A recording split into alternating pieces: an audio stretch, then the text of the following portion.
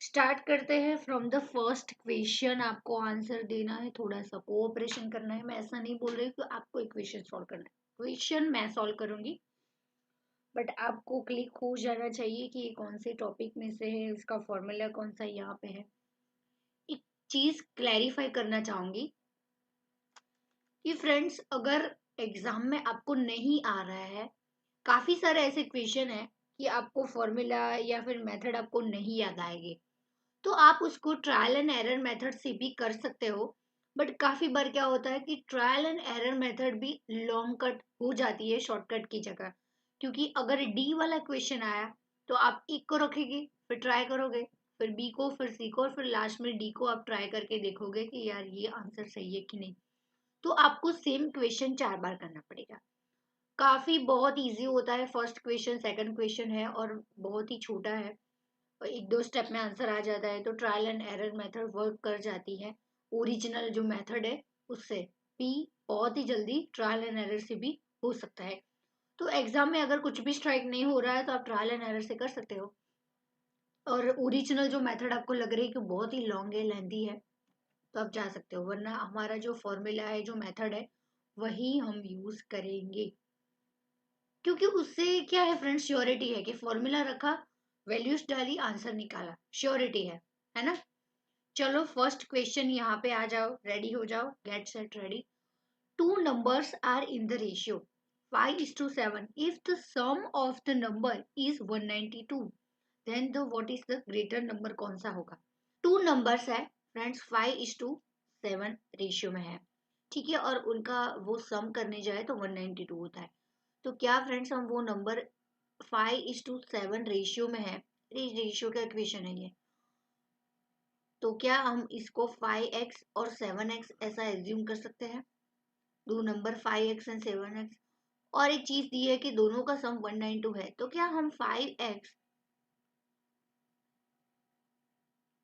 और 7x ऐसा लिख सकते हैं। यस, जो भी x हमारा आएगा उसको हम 5 और 7 से मल्टीप्लाई कर देंगे तो हमको दोनों नंबर मिल जाएगी, फिर उसमें से जो ग्रेटर, यानी कि ऑफकोर्स यही होने वाला है, 7 वाला, है ना। तो 5x plus 7x is equal to 192। फटाफट सॉल्व करो। 12x is equal to 192, x is equal to 192 divide by 12 करो, क्या आता है 16। तो हमारा यहाँ पे x आया 16, बहुत ही इजी। 16 को 5 के साथ मल्टीप्लाई करो, 80 आएगा, और 7 के साथ करोगे तो 112 आएगा। तो यहाँ पे एक आंसर है, what is the greater number. तो यहाँ पे हमारा option A 112 is the correct answer. समझ में आया फ्रेंड्स? किसी को डाउट? किसी को डाउट नहीं ना? ग्रेट। चलो फ्रेंड्स, अब बात करते हैं सेकंड। फ्रेंड्स, यहाँ पे आप ट्रायल एंड एरर मेथड से भी कर सकते हो। कैसे कर सकते हो? ये 192 है ना फ्रेंड्स, उसको 112, दो नंबर है 5 एंड 7 है, तो एक 112 से आप ट्राई करो कि 192 माइनस 112 करो, तो एक तो 112 मिल गया, फिर आपको मिलेगा यहाँ पे 80। तो 112 और 80 वो 5:7 रेशियो में है कि नहीं। अगर नहीं है तो बी से करो, 192 को 102 से डिडक्ट करो, 192 में से 102 को, और जो आंसर मिलता है वो और 102 वो दोनों 5:7 रेशियो में है कि नहीं। होता है तो ठीक, वो आंसर नहीं है तो आगे बढ़ो। तो फ्रेंड्स, ऐसे आपको हर एक ट्रायल एंड एरर मेथड से भी कर सकते हो। एग्जाम में कुछ भी याद नहीं आता तो this is the final method जिसे आप जा सकते हो। एटलीस्ट स्किप तो नहीं करना है ना, आंसर तो आ ही जाएगा। और एमसीक्यू है तो आंसर से मतलब है, ठीक है। चलो, क्वेश्चन नंबर 2 है, x varies inversely as y and if x is equal to 3 and y 4 then y 6, then value of the x find करो। सबसे पहले है x varies inversely as y।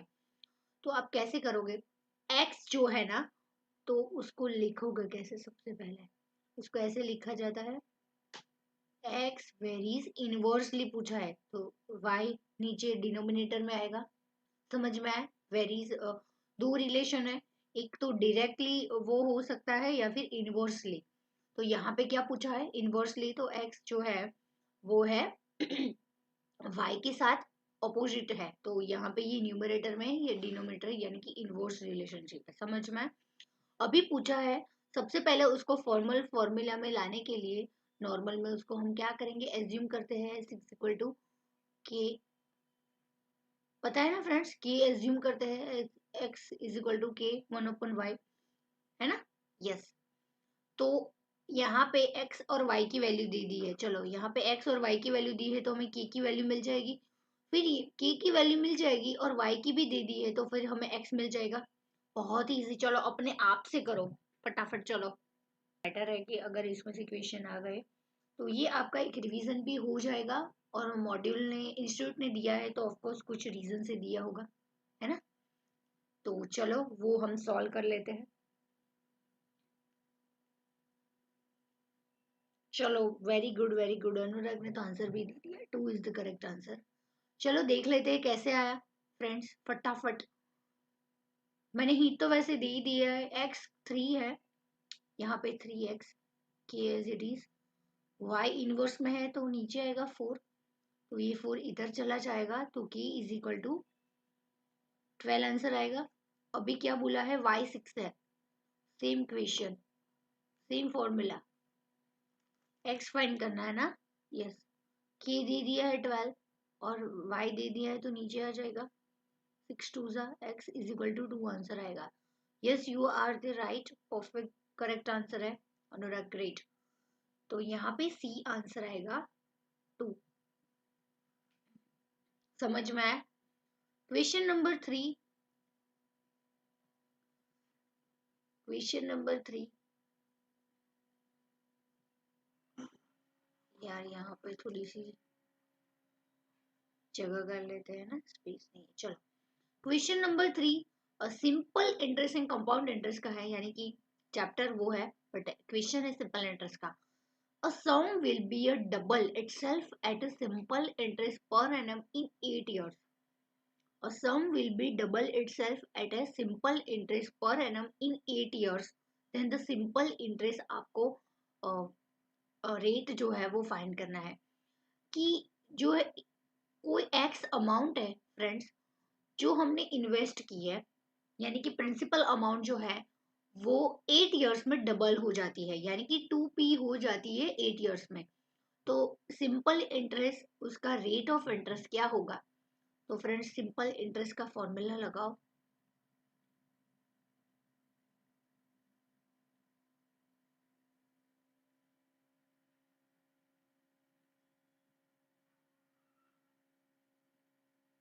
Formula क्या था हमारा, P R T divide by 100 था, कि जो अमाउंट है ना वो डबल हो जाती है, तो जो अमाउंट है ना वो तो ए आएगी, है ना, समझ में आया।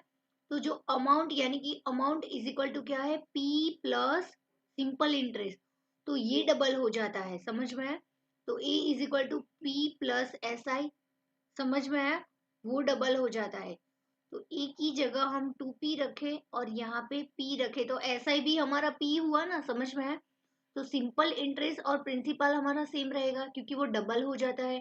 तो क्या हम प्रिंसिपल इज इक्वल टू ऐसा बोल सकते हैं, तभी तो दोनों डबल हो जाते हैं, यानी कि वो जो a है ना, यहाँ पे a की बात की है, देखो कि सम विल बी डबल इटसेल्फ, यानी कि जो टोटल अमाउंट मिलेगा जिसमें प्रिंसिपल भी इंक्लूड होगा, तो जितना प्रिंसिपल होगा उतना ही ऐसा ही हुआ, तभी तो वो डबल होगा, समझ में आया। तो बहुत ही इजी है, यस इंटरप्रिटेशन में गलती की। तो P R T divide by 100 है ना, एस आई जो है वही हमारा p है, तो p एस आई की जगह p रखेंगे, समझ में आया। और इस side p R T, T क्या है 8 इयर्स डिवाइड बाय 100, अभी 100 को इस साइड और r को हम बनाएंगे और बाकी सारे एज इट इज, समझ में आया ना फ्रेंड्स। r इस साइड रहेगा और यहाँ पे p इंटू 100 और नीचे आएगा p इंटू 8, p चला गया और यहाँ पे आएगा 12.5, तो r हमारा आया 12.5%, समझ में आया। D is the correct answer. Yes that's great, perfect. Question number 4 क्या बोला है कि x minus 1 x plus 1 2x plus 3 are in AP, then the value of x, यानी कि ये तीनों एपी यानी कि एरिथमेटिक प्रोग्रेशन में है। तो तीनों का जो फ्रेंड्स हम बात करें तो तीनों अरिथमेटिक प्रोग्रेशन में है। तो चीज मैं आपको बता दूं कि ये फर्स्ट सेकंड थर्ड ये टर्म हुए, और एपी अरिथमेटिक प्रोग्रेशन की एक बात है कि तीनों जो टर्म्स है उनका कॉमन डिफरेंस निकाले, दैट इज कॉल्ड डी बोलेंगे, वो सेम ही होना चाहिए। यानी कि सेकंड टर्म में से हम फर्स्ट टर्म डिडक्ट करें एंड थर्ड में से सेकंड करें तो दोनों का कॉमन डिफरेंस सेम होना चाहिए। तो फ्रेंड्स हम इसको ट्रायल एंड एरर से भी कर सकते हो, जहाँ पे एक्स है वहां पे -2 करके देखो तो भी आपको आंसर आ जाएगा, फिर 0 फिर 2 4 ऐसा करके करोगे तो वो तो ट्रायल एंड एरर आपको आता है, बट हम जो सही मेथड है वो करेंगे D. D common difference same रहेगा। तो क्या हम फ्रेंड्स ऐसा कर सकते हैं, सेकंड टर्म में से फर्स्ट टर्म डिडक्ट करेंगे तो क्या मिलेगा, डी मिलेगा, सेम रहेगा। और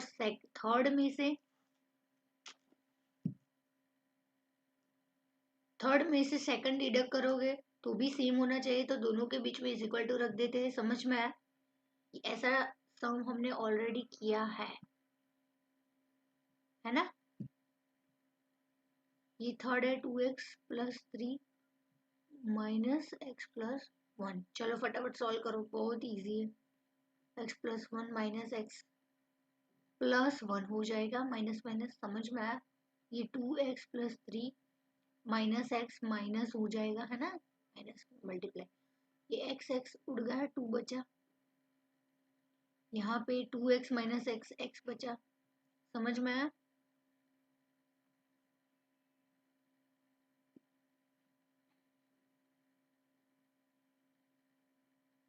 +3 - 1 2 बचा।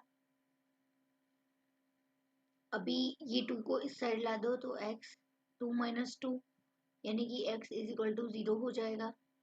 तो x की वैल्यू हमें मिली b, दैट इज 0 आंसर। अभी उसको क्रॉस वेरीफाई करना है तो एक बार कर लो कि अगर x की जगह 0 रखो तो यहाँ पे x - 1 यानी कि ये टर्म पहला वाला टर्म कौन सा आएगा, -1 आएगा।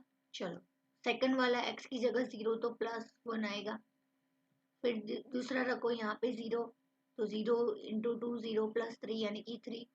तो देखो -1 में से फर्स्ट सेकंड में से फर्स्ट डिडक्ट किया, 1 -1 तो क्या आंसर मिलेगा, 2 मिला। Yes that's great.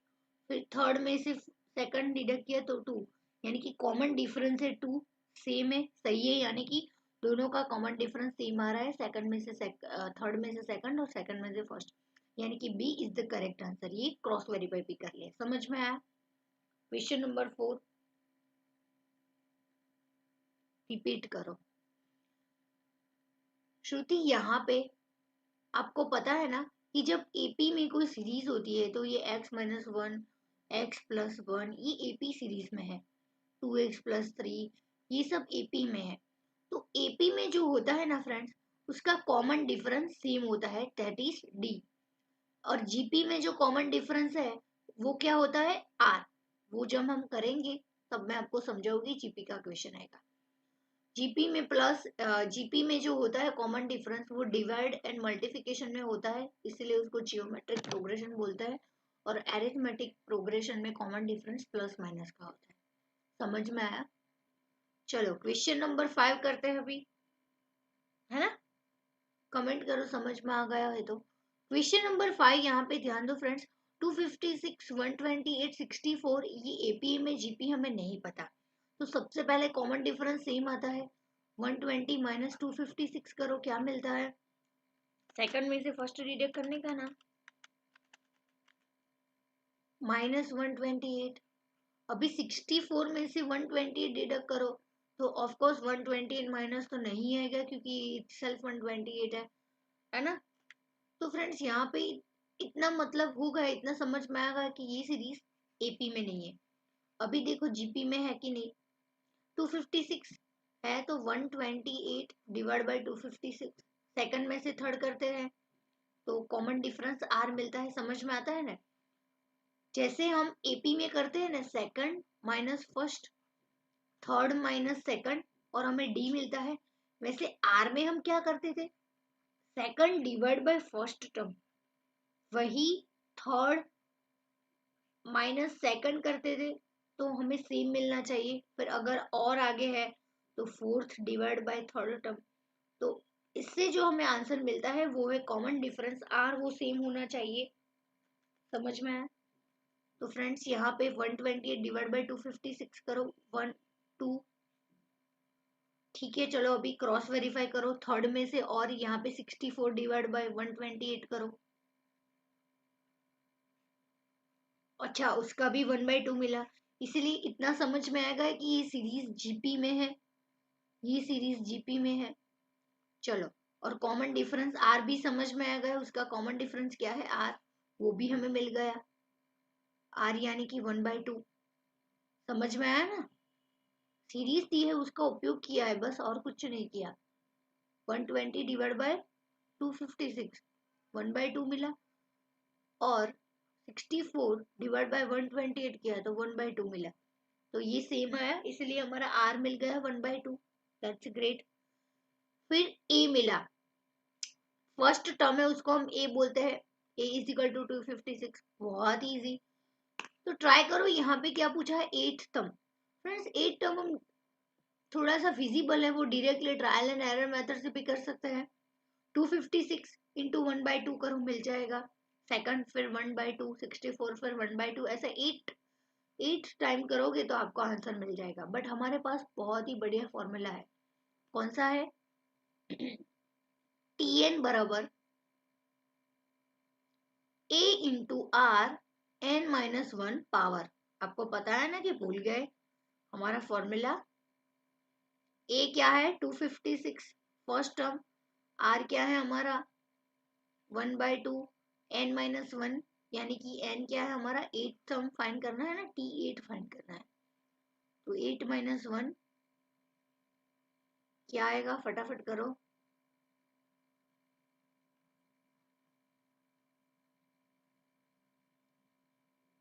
256 1/2 7, 256 1/2 की 7 पावर क्या होगी 128 आ रहा है। 128 इंटू 2 करोगे तो 256 आएगा। तो T8 हमारा क्या आया,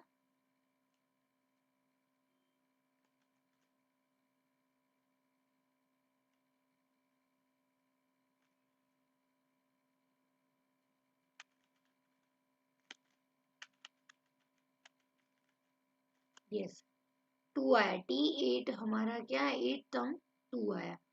तो यहाँ पे आंसर हमारा आएगा option E is the correct answer. समझ में आया? डाउट किसी को? यस 1/2 की जगह 0.5 भी लिख सकते हो, वो बात नहीं। मैंने 1/2 इसलिए रखा कि वो पावर और मल्टीप्लिकेशन करने में थोड़ा सा इजी रहे। पॉइंट में आ जाएगा तब कंफ्यूजन हो जाओगे, कंफ्यूज हो जाओगे, इसलिए। ठीक है, क्वेश्चन नंबर 5 समझ में आया? ग्रेट। क्वेश्चन नंबर 6 आ जाओ। चलो चलो, यहाँ पे 2 की पावर x-1 प्लस 2 की पावर x प्लस 1 दिया हुआ है is equal to 80। Then the value of x हमें फाइंड करना है। बेस्ट मेथड है ट्रायल एंड एरर। इसमें 8 आप रखो x की जगह पे और आप सॉल्व करो। 80 आ रहा है, सही है, 4 रखो। नहीं आ रहा है तो फिफ्थ रख के देखो, 5, और फिर 10 रख के देखो। चार में से कोई एक तो आंसर ऑफकोर्स आ ही जाएगा। तो ये एक मेथड है ट्रायल एंड एरर, बट हम एक ओरिजिनल मेथड से करेंगे। कौन सी वाली?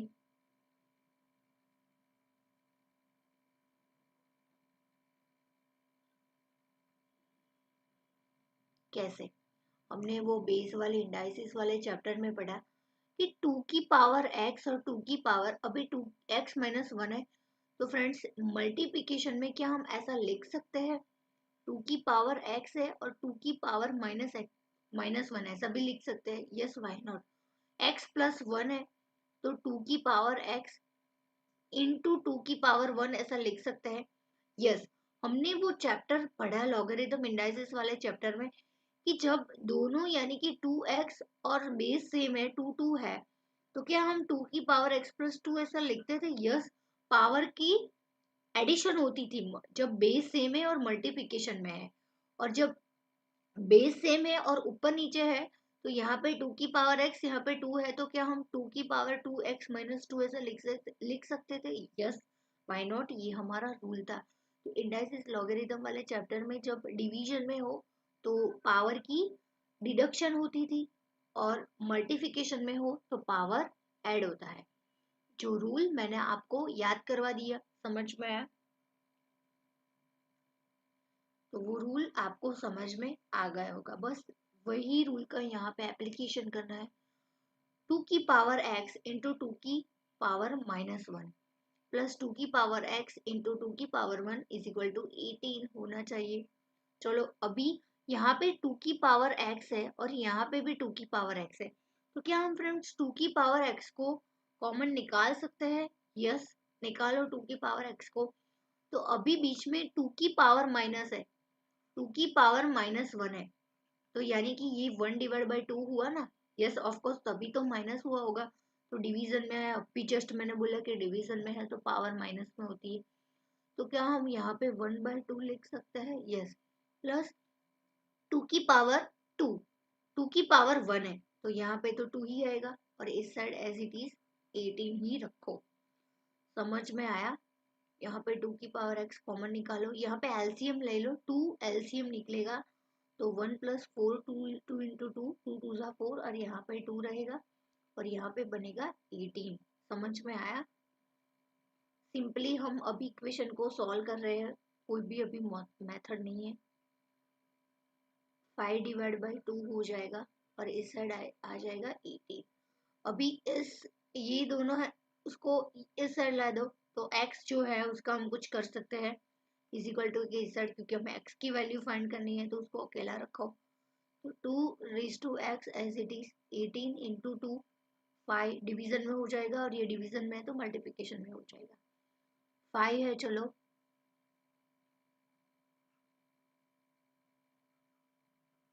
16 5 है 18, 16 इंटू 2 32 हो जाएगा। तो यहाँ पे अभी ध्यान दो क्या बचा, ये लॉजिक वाली चीज है, अभी आपका दिमाग चलना चाहिए। यहाँ पे 2 की पावर x है और यहाँ पे 32 है, तो 32 देख के आपको लगता है कि वो 2 की कुछ तो पावर है ना? क्योंकि फ्रेंड्स 2 की पावर इसीलिए मैं सोच रही हूँ क्योंकि यहाँ पे भी 2 है, तो बेस बेस सेम है, तो पावर को हम इक्वल कर सकते हैं। जब बेस सेम है तो पावर के इक्वल कर सकते हैं, और पावर सेम है तो हम बेस को सेम कर सकते हैं। वो रूल है हमारा इंडाइसिस, और वो प्रोपोर्शन वाला चैप्टर में हमने पढ़ा था, लॉगरिथम वाले में, है ना? तो 2 की पावर x और 32 कितनी पावर है 2 की? करके देखो, नहीं याद है तो 5, 2 की पावर 5 करोगे, 2 2 जा 2, 4 4 2 जा 2, 8 8 2 जा 16, 2 जा 2 करोगे तो 32 मिलेगा। तो बेस सेम रहा 2 2, तो क्या हम पावर को इक्वल कर सकते हैं? तो x इज इक्वल टू 5 मिल गया।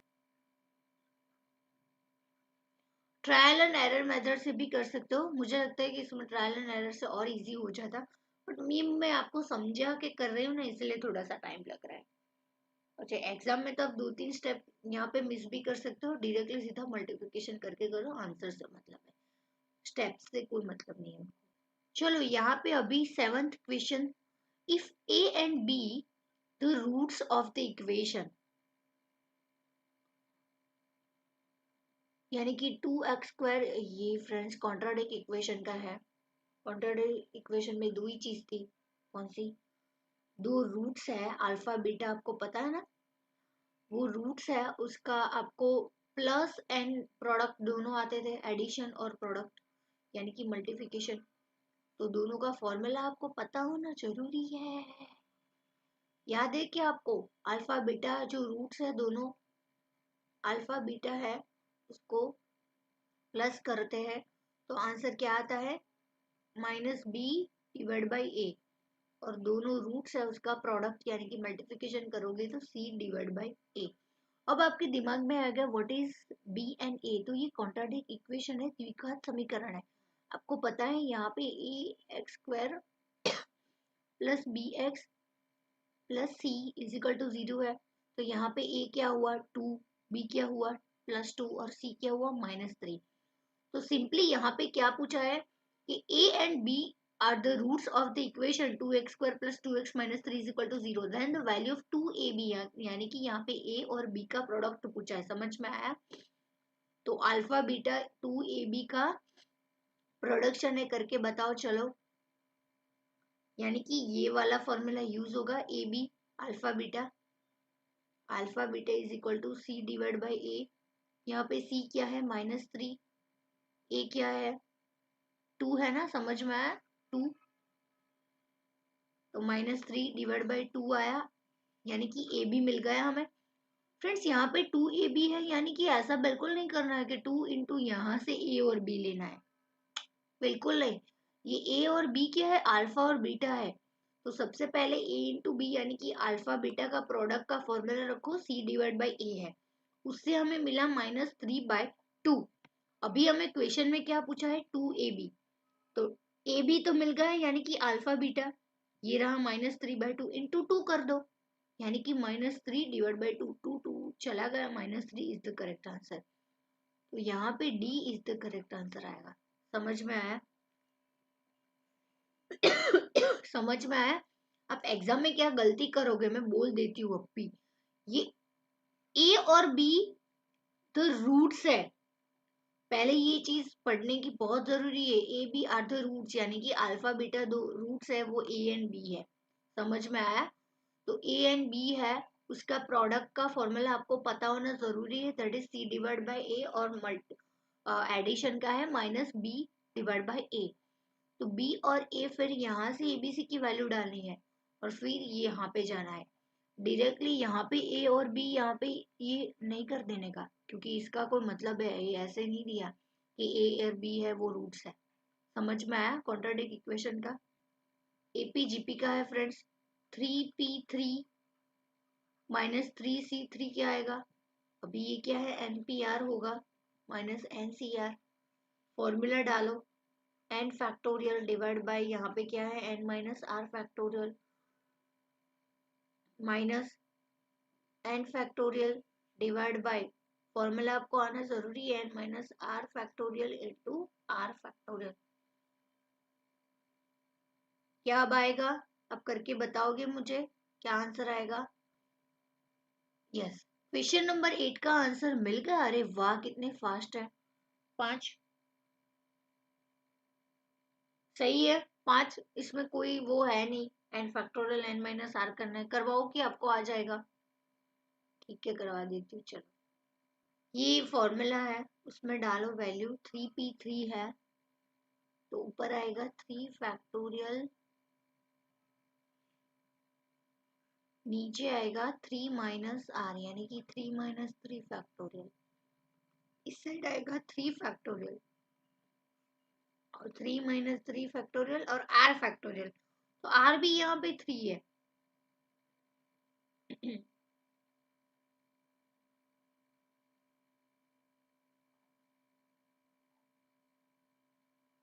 यहाँ पे आएगा माइनस है ना बीच में, तो यहाँ पे 3 फैक्टोरियल है, तो 3 इंटू 2 इंटू 1 आएगा, समझ में आया? यहाँ पे 3 माइनस 3 0 फैक्टोरियल यानी कि 1, तो 3 2 जा 6 आएगा यहाँ पे, यहाँ का सी 6 आंसर मिला, एन 3p3 का 6 आंसर। अभी 3c3 का करो, 3 फैक्टोरियल है ऊपर, और यहाँ पे 3 माइनस 3 0 फैक्टोरियल यानी कि 1, और यहाँ पे 3 फैक्टोरियल, यानी कि यहाँ पे 1 आंसर आ, 1 डिवाइड बाय 1 यानी कि 1, तो 6 माइनस 1 यानी कि आंसर आएगा 5, यानी कि B is the correct answer. अच्छे बच्चे हो, ग्रेट। चलो क्वेश्चन नंबर 9 यहाँ पे आ जाओ, क्वेश्चन नंबर पे 9 यहाँ पे ध्यान दो, सेट्स थियरी का है। P and Q R the two non empty sets है, पी एंड क्यू दो सेट्स है, वो नॉन एम्प्टी है, नॉन एम्प्टी यानी कि वो खाली नहीं है, कुछ तो है उसमें। चलो आगे क्या दिया है, P and Q non empty यानी कि उसमें कुछ है, तो क्या है, P इज इक्वल टू 12 है, Q इज इक्वल टू 6 है, तो P यूनियन Q दे दिया है और P इंटरसेक्शन Q हमें फाइंड करना है। तो सबसे पहली चीज आपको वो फॉर्मूला आना जरूरी है, P यूनियन Q है, उसका फॉर्मूला है, आपको पता होगा, P यूनियन Q यानी कि P plus Q minus P intersect Q।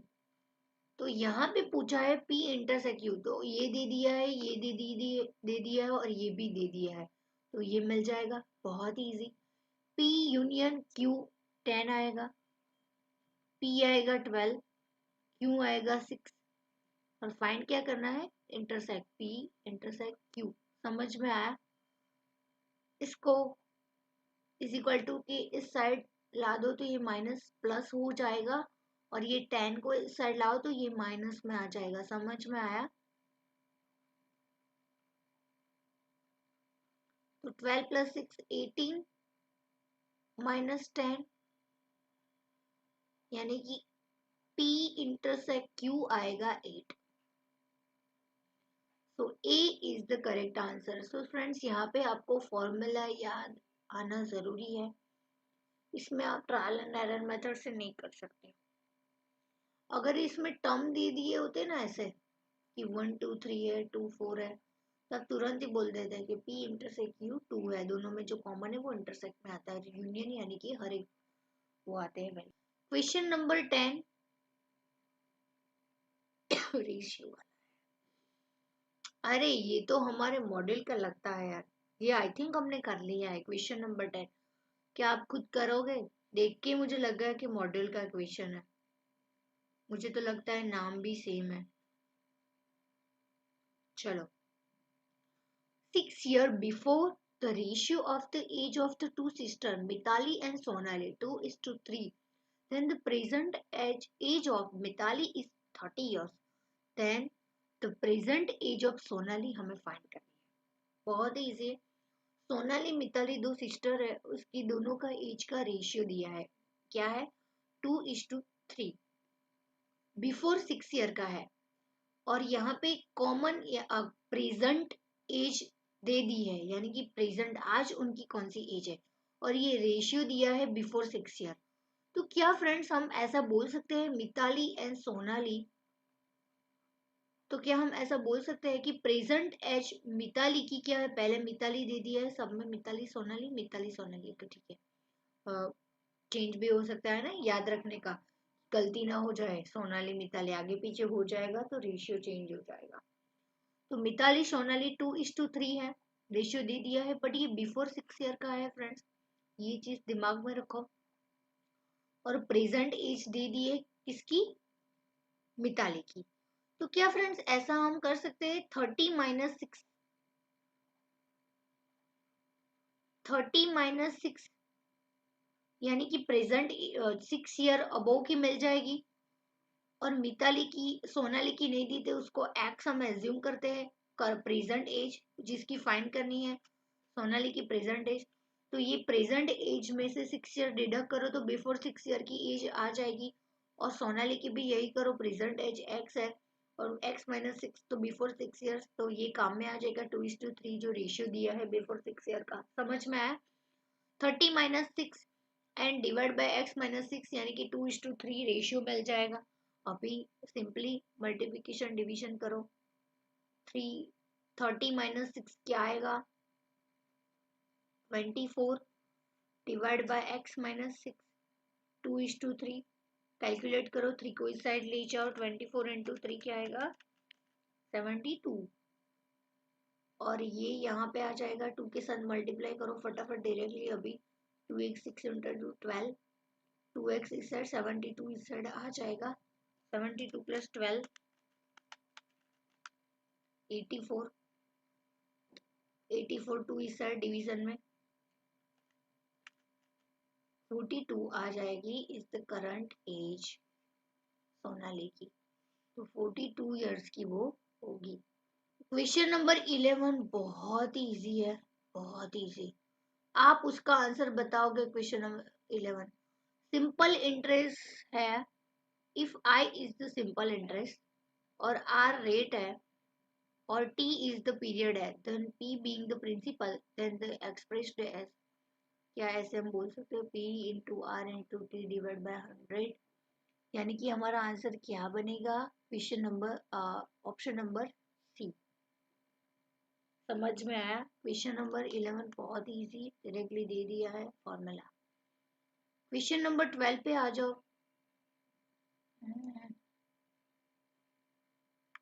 क्या है? प्रिंटिंग मिस्टेक, कोई बात नहीं, चलो। फाइंड द कंपाउंड इंटरेस्ट, यानी कि अभी हमें क्या फाइंड करना है? कंपाउंड इंटरेस्ट फाइंड करना है 4,000 of rupees 2 years of 5% per annum. Compound interest का फॉर्मूला क्या आपको याद है फ्रेंड्स? वो याद रखना बहुत ही जरूरी है। ए का फॉर्मूला पता है ना? ए क्या है? ए में प्रिंसिपल प्लस इंटरेस्ट, यानी कि यहाँ पे कंपाउंड इंटरेस्ट की बात हो रही है तो कंपाउंड इंटरेस्ट ऐड होगा। तो ए का फॉर्मूला है P plus 1 plus R/100 raise to n। फिर उससे जो आंसर मिलता है उसमें से हम प्रिंसिपल अमाउंट डिडक्ट करते हैं और हमें मिलता है कंपाउंड इंटरेस्ट। पूरा क्वेश्चन हमने यही, पूरा चैप्टर हमने यही एक कंपाउंड इंटरेस्ट का फॉर्मूला से कंप्लीट किया है। मैंने बोला था ना आपको कि कोई एक ही फॉर्मूला याद रखो। यस, एग्जाम में मॉड्यूल में दिया है, फिर पी को ऐसे एज्यूम करके फिर ए को माइनस को इस साइड लाके फिर उन्होंने एक और फॉर्मूला फ्रेम किया है। बट हम वो झंझट में नहीं पड़ेंगे, सिंपल एक स्टैंडर्ड फॉर्मूला यूज करके करेंगे। चलो, A is equal to P 1 plus R divide by 100 raise to n। तो चलो क्वेश्चन वैल्यूज डालो फटाफट, चलो करो और मुझे आंसर दो। तो चलो, पी की अमाउंट भी दे दी है, यहाँ पे 4,000 है, 1 प्लस R है, फटाफट कर रही हूँ ना मैं। 1 5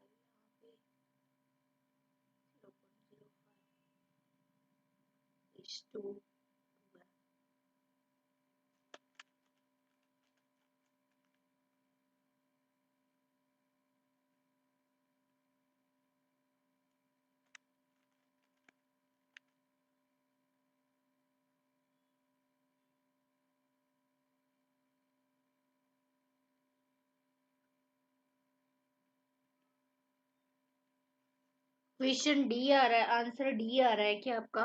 410। D is the correct answer friends. कैसा आया, समझ में आया?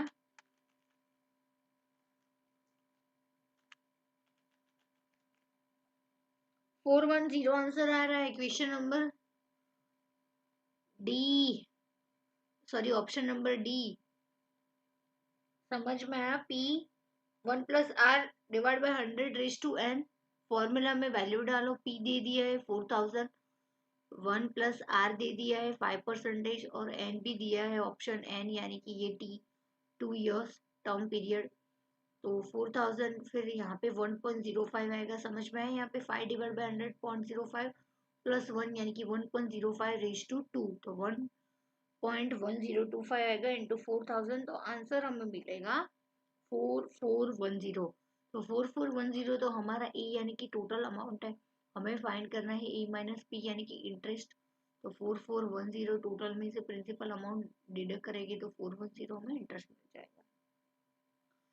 Can we go ahead? Question number 13 क्या है? चलो यहाँ पे ध्यान दो, क्वेश्चन नंबर 13। क्वेश्चन नंबर 30 दिया है, the value of logarithm of 8 to the base 2 दिया है।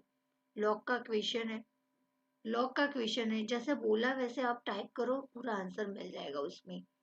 क्या बोला है step by step? Log of 8 to the base 8,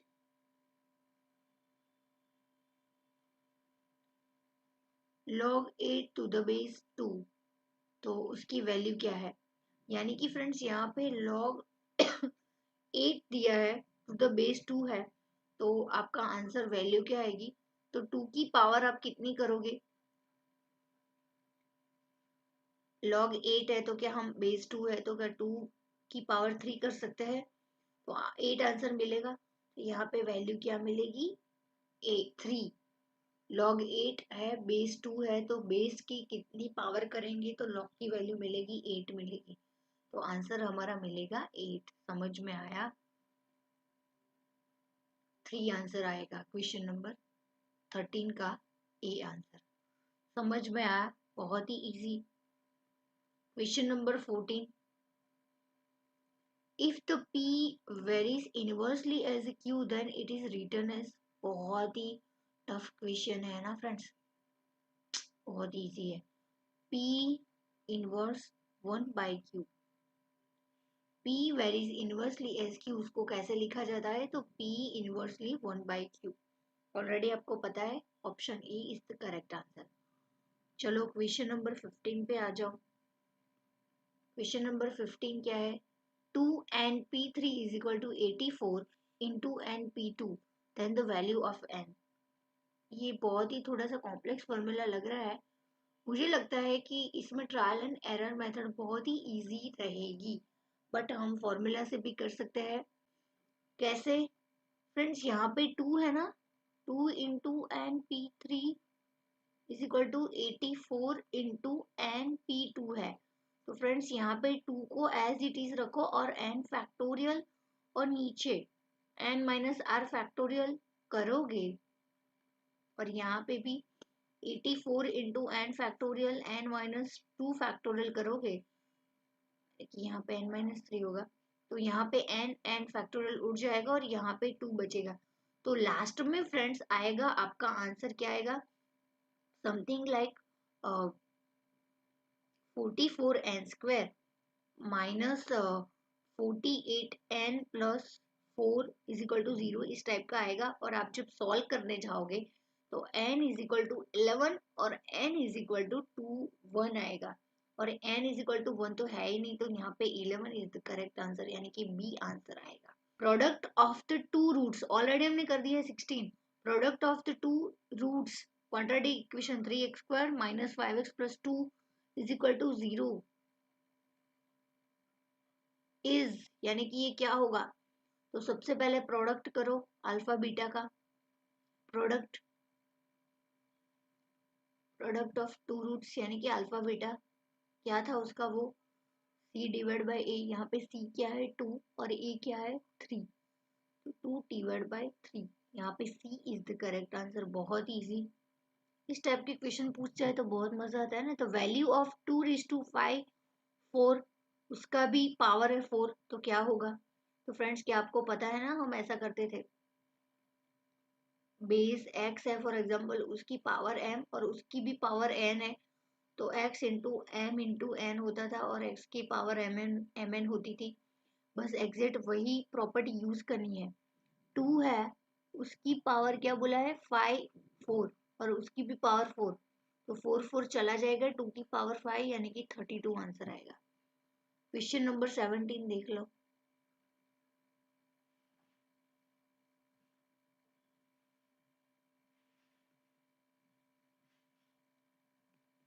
thirty two है, yes D is the correct answer. समझ में आया, D is the correct answer. Yes 11 perfect. Yes, if p and q are two disjoint set है,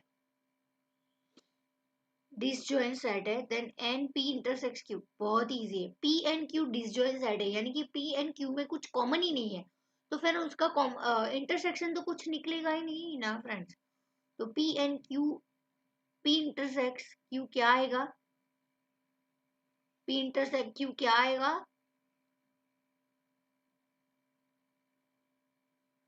0 आएगा। B is the correct answer 18th का। P and Q में कुछ common ही नहीं है, तो आंसर क्या आएगा 0। समझ में आया, कुछ भी है जो डिसजॉइन है, यानी कि P है और Q है, वो दोनों एक दूसरे को इंटरसेक्ट ही नहीं कर रहे हैं, यानी कि कुछ भी इन दोनों में कॉमन नहीं है, तो आंसर बी आएगा। क्वेश्चन नंबर 19 आ जाओ चलो। इफ a डिवाइड बाय 3, बहुत इजी है यार, ये तो 10th में भी आता था। a divide by 3, b divide by 4, c divide by 7 same है, तो उसको k से एज्यूम कर लेंगे कांस्टेंट, और वैल्यू क्या फाइंड करनी है, a plus b plus c divide by c। सबसे पहले a divide by 3 is equal to k, तो यहाँ पे a को एज्यूम कर लो, तो a की वैल्यू क्या मिलेगी 3k, b की वैल्यू क्या मिलेगी 4k, और c की वैल्यू क्या मिलेगी 7k। बहुत ईजी, ये फॉर्मूला में वैल्यूज डालो, a क्या है 3k है ना, यस, बी क्या है 4k और ये है 7k, और नीचे भी है 7k, ऊपर ये तीनों का एडिशन करो 14k, और नीचे 7k है, k उड़ गया, 7 2 is the B is the correct answer. समझ में आया 19th वाला। 19 समझ में है, बहुत ही इजी के कांस्टेंट हमको एज्यूम करना है। यस, बहुत ही easy. If p varies directly q as it is question है, p varies directly to q, यानी कि दोनों का डायरेक्ट रिलेशनशिप है, तो पी क्यू ऐसे लिखेंगे। यहाँ पे पूछा क्या है कि q की वैल्यू 2 है और p की वैल्यू है, तो सबसे पहले यहाँ पे k कांस्टेंट को एज्यूम कर लो। Simple normal formula p is equal to Q K, हम ऐसा बोल सकते हैं। यस, p और q की वैल्यू डालो तो k मिल जाएगा। p 4 है, q 2 है और यहाँ पे k है, 2 इस साइड आ जाएगा नीचे डिवीजन में, तो k is equal to 2 answer मिला। अभी p की वैल्यू 2 है और तो q फाइंड करना है। Same formula p is equal to Q के, p 2 है, q फाइंड करना है, k दे दिया है 2, 2 नीचे आ जाएगा तो q इज इक्वल टू क्या आ जाएगा 1। समझ में आया? C is the correct answer. Already ऐसा 3 या फिर ये चौथा क्वेश्चन है। समझ में आया? 20th क्वेश्चन समझ में आया? इजी बहुत।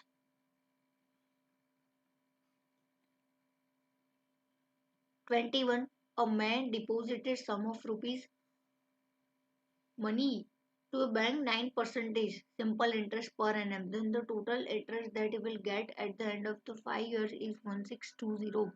Then the deposited amount find करना है। फाइंड कर सकते हो क्या? फटाफट फाइंड करके बताओ, बहुत ही इजी है, सिंपल इंटरेस्ट का फॉर्मूला है। एज्यूम कर लो x 100 रुपीज या फिर कुछ भी एज्यूम करना है, x एज्यूम कर लो, प्रिंसिपल अमाउंट p एज्यूम कर लो। क्वेश्चन नंबर 21 आंसर बताओ चलो मुझे फटाफट। A man deposited a sum of money in the bank 9% per annum. Total interest T भी दे दिया है 5 years total.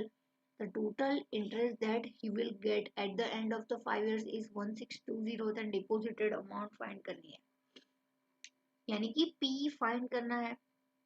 तो ऐसा ही वाला फॉर्मूला हम लगाएंगे। सम ऑफ द मनी उसने क्या इन्वेस्ट किया है वो फाइंड करना है। सिंपल इंटरेस्ट दे दिया है at the end of the 5 years 1620। P find करना है, R भी दे दिया है 9% और टी भी दे दिया है 5, डिवाइड बाय 100 करेंगे। चलो 100 को इस साइड ला दो, 1620 इंटू 100 और नीचे क्या है 9% इंटू 5 और P फाइंड करना है। चलो क्या आंसर आएगा? बहुत ही इजी है, 3600 प्रिंसिपल अमाउंट, यानी कि उसने 3600 अमाउंट इन्वेस्ट की होगी, तो आफ्टर 5 इयर्स 9% के हिसाब से, सिंपल इंटरेस्ट के हिसाब से उसको कितना मिलेगा 5 इयर्स के एंड पे? 1620 इसका इंटरेस्ट। और टोटल अमाउंट क्या मिलेगी? टोटल अमाउंट क्या जिक्र नहीं किया है, बट हमें फाइंड करना आना चाहिए टोटल अमाउंट, यानी कि प्रिंसिपल अमाउंट प्लस वो इंटरेस्ट। तो 36 प्लस 1620 हम टोटल अमाउंट उसको at the end of the 5 year मिलेगा। क्वेश्चन नंबर 22 समझ में आया? 21 बहुत ही इजी था। 22 the mean proportional between 4 and 16। Mean proportion मतलब आपको पता है, प्रोपोर्शन वाले चैप्टर में हमने किया था। मीन प्रोपोर्शन का फॉर्मूला क्या था? अंडर रूट ए बी, ए और बी, यानी कि यहाँ पे ए ये है, सेकंड टर्म बी है, तो ए इंटू बी यानी कि 16 इंटू 4 अंडर रूट में 64, अंडर रूट में उसका रूट निकालो, निकलेगा 8।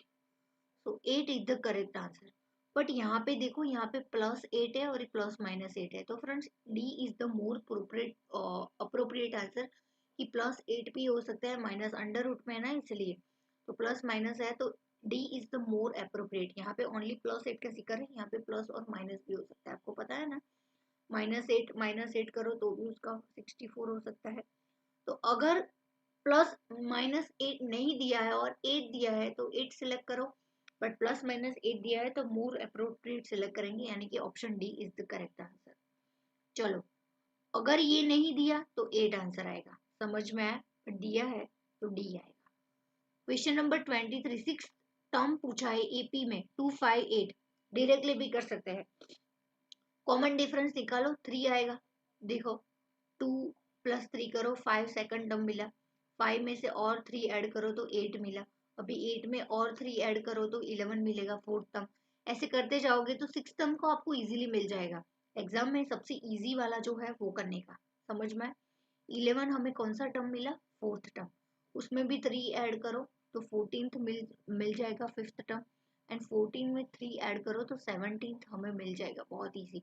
बट फॉर्मूला से अगर करने चाहो तो आपको फॉर्मूला पता होना जरूरी है। Tn यानी कि T6 हमारा फॉर्मूला है a plus N minus one into D, formula आपको पता है ना कोई भी, ये तो 6th पूछा है, बट 16th पूछा होगा तो आप नहीं कर पाओगे, तो आपको फॉर्मूला यूज करना पड़ेगा। a हमारा क्या है, फर्स्ट टर्म 2 है, n हमारा क्या है, 6th टर्म यानी कि 6 - 1 यानी कि 5 आएगा, और d हमारा क्या है 3, तो 5 3 सा 15, 2 + 15 is equal to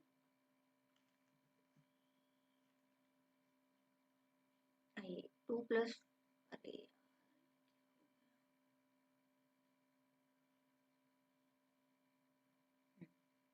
2 + 15 is equal to 2 यानी कि 17 इज अवर सिक्स्थ टर्म। समझ में आया, बहुत ही इजी। 23 क्वेश्चन, 24 आप करोगे जीपी का है, देख के लगता है 7th टर्म आपको फाइंड करना है।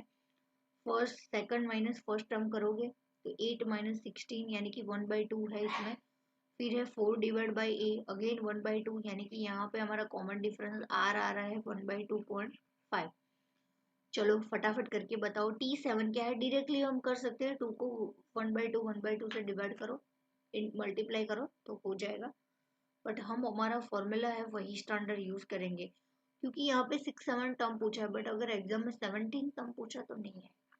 फॉर्मूला याद रखो, a into r raise to n-1, a क्या है 16, r क्या है 1/2, n-1 यानी कि 7 - 1 यानी कि 6 हो जाएगा। समझ में आया, 16 इंटू 1 डिवाइड बाई 2 की पावर 6 करो,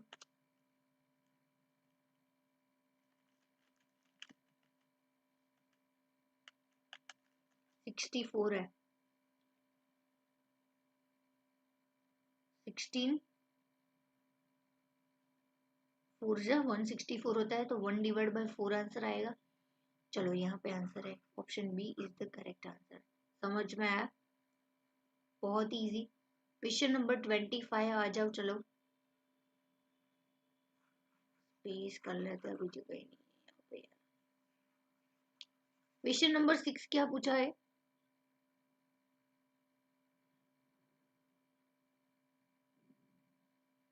ए subset of B and A 18 है और बी 14 है, then the A intersect B पूछा है। अभी सबसे पहले यहाँ पे ए इंटरसेक्ट बी बोला है ना, ए सी बी नहीं बोलते उसको, इंटरसेक्ट बोलते हैं उसको, सॉरी यहाँ पे सबसेट बोलते हैं, सी नहीं बोलते उसको, क्या बोलते हैं subset, A subset of B, यानी कि इसका मतलब क्या हुआ फ्रेंड्स, इसका मतलब क्या हुआ, ए सबसेट ऑफ बी यानी कि ए के सारे जितने भी टर्म्स है वो सारे बी में इंक्लूड है। ए सबसेट ऑफ बी यानी कि ए के सारे जो है वो बी में इंक्लूड है। तो फ्रेंड्स यहाँ पे ए और बी इंटरसेक्ट पूछा है, यानी कि ए और बी में कॉमन क्या है, जो कॉमन निकलेगा वही इंटरसेक्ट होगा। तो फ्रेंड्स ए के सारे जो टर्म्स है वो बी में है, तो ए इंटरसेक्ट बी ए ही हुआ ना, तो ए यहाँ पे 18 हुआ।